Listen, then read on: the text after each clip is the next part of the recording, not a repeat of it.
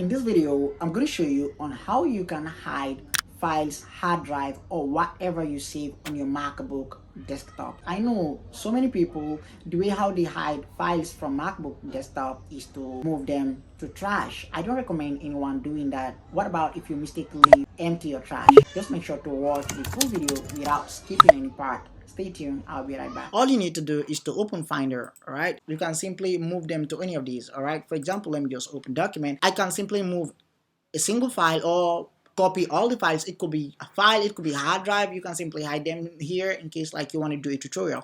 For example, let me just move file. As you see, so I have moved it. So I have moved it without actually deleting it, all right? So if I want to move all of these files, all I need to do is to select all of them, then drag here. I have simply moved all of these files to document here, so it's super easy, guys, as you see. So let me just arrange them. So here they are. So let me just close. As you see, now I have a clean desktop.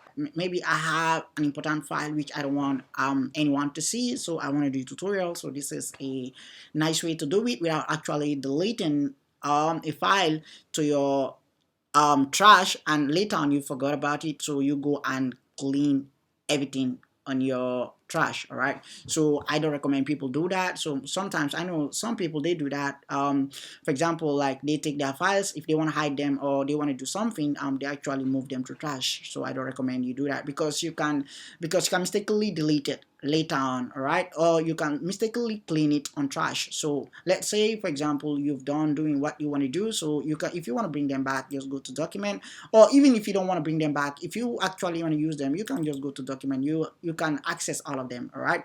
So let's say, for example, again, you want to bring them again to a desktop. All you need to do is to move them here, just like this, all right? This is a cool way. You can try it. If you have any difficulty or question about it, just feel free to let me know, all right?